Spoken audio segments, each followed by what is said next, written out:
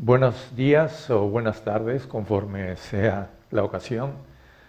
Estimadas alumnas y estimados alumnos, bienvenidas y bienvenidos a esta tercera semana de nuestro curso sobre globalización y competitividad. Vamos a presentar los dos temas de esta semana, que son sumamente importantes. El primero tiene que ver con China, la nueva potencia comercial mundial, aunque todavía no potencia militar, y naciente potencia económica.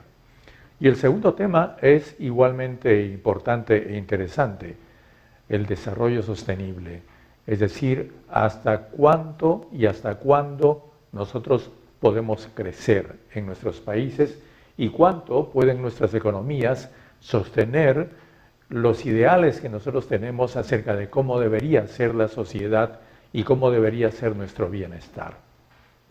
En el primer tema, China.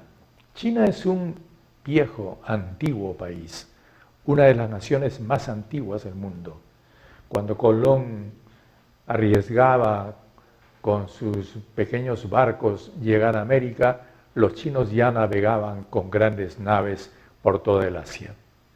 Una diferencia, mientras llevados por el hambre y por el crecimiento poblacional, los europeos del siglo XVI buscaban conquistar nuevos horizontes y otros territorios, los chinos comerciaban tranquilamente, no les interesaba conquistar, les interesaba comerciar.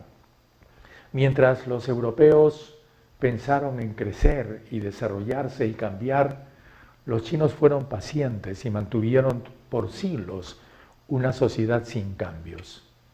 Mientras en el occidente gobernaban los guerreros, la gente que mataba a los reyes o los reyes que se mataban entre ellos y solucionaban todos sus problemas mediante la guerra, los chinos fueron un país gobernado por sabios, en un país en el cual una monarquía centralizada en la cual para gobernar había que ser doctor. Las universidades chinas son muchísimo más antiguas que las universidades occidentales. Las universidades occidentales empezaron en el 1200. En el 500 las universidades chinas ya existían. Entonces lo que nos interesa tener en cuenta cuando hablamos de China es decir que es un viejo país, un antiguo país. Claro, así como nuestros países fueron conquistados por las olas de conquistadores europeos en América, los chinos tuvieron que sufrir largas humillaciones. Y China fue el país de la decadencia también durante muchos años y el país del hambre. Y el país del opio, cuando los británicos los obligaron a consumir opio en 1840. Entonces China sufrió las más grandes humillaciones del mundo, pero esas humillaciones, dado que China era un país de una enorme población, no lograron acabar con la población china, y China sobrevivió, y sobrevivió a las dos guerras mundiales, especialmente a la Segunda Guerra Mundial en que fue invadida por los japoneses. Y bueno, nosotros sabemos que la historia de China entonces es la historia de una primera resistencia contra el Japón y luego la historia de una liberación y una construcción de una sociedad de nuevo tipo a partir de 1949. Entonces, estamos poniendo en la diapositiva que les estamos mostrando todas las etapas seguidas por China a partir de la revolución de 1949. Primero una revolución de nueva democracia, es decir, el intento de hacer una democracia social, liderada por el Partido Comunista ciertamente, pero acompañada por otros partidos, e inclusive por la burguesía china, que es el primer momento de la revolución en 1949. Luego el ordenamiento de China, lo que significó gobernar y organizar un país tan inmenso como lo es China. En aquella época, en 1949, China tenía 450 millones de habitantes, hoy día tiene 1.300 millones, es decir, era menos de la tercera parte, pero aún así era uno de los países más poblados del mundo. Y en consecuencia, con la nueva democracia viene lo que se denominó la política de las 100 flores, es decir, amplia discusión. En China se podía discutir todo, hasta que el gobierno chino y el Partido Comunista Chino empezaron a controlar el país. Y ese control se produjo junto con los soviéticos. Y se firma alrededor de 1950 hasta el 56 todo un conjunto de tratados que haría que China se someta al modelo soviético. Y entonces China ensaya construir una sociedad al estilo soviético. Y esa época dura hasta los años 60, en que los chinos se dan cuenta de que por ahí no va la cosa. Y entonces empieza una dura polémica con la Unión Soviética. La polémica que se da en los años 60. Y en 1963 se produce prácticamente una ruptura con los soviéticos que llega incluso hasta los conflictos fronterizos. Y luego los chinos a partir de ese momento ensayarían cómo hacer las cosas a su manera, pero a su manera radical. China todavía era en esa época, no era el país de la moderación, que es ahora, era un país sumamente radical y se lanzan, liderados por Mao Zedong, a lo que se llamó el gran salto adelante, es decir, una modernización socialista radical y al mismo tiempo una reorganización de la sociedad sobre la base de las comunas populares y lanzan una revolución cultural para acabar con la antigua burocracia, incluida la burocracia comunista. Esto hace que el país quede presa de la anarquía. Es todo el periodo que arranca en 1966, en que incluso el propio Mao pierde el liderazgo de China y hasta que en 1969 Mao, ya viejo, casi anciano, se ve obligado a decir que la revolución cultural ha terminado, pone término a la revolución cultural.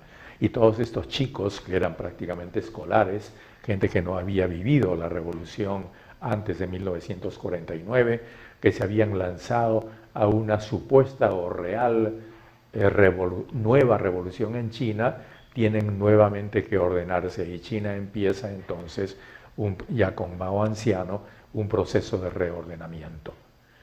Y ese proceso de reordenamiento que culminará dramáticamente con la muerte de Lin Biao, que es el líder militar chino de quien se dice había intentado dar un golpe de Estado contra Mao, acabará en algo sorprendente. En 1972 el mundo asiste sorprendido absolutamente a la reunión y a la conversación entre los dos líderes más radicales del mundo de esa época.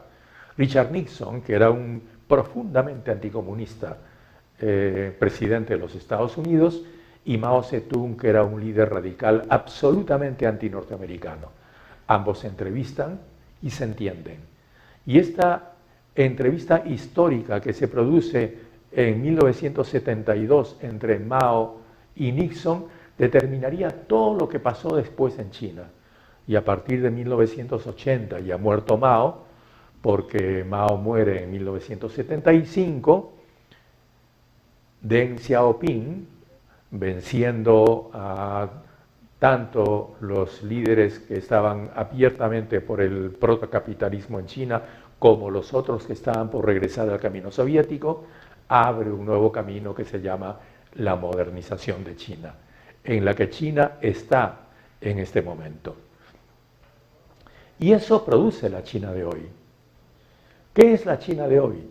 China hoy es la locomotora del crecimiento mundial a través de su gigantesca factoría.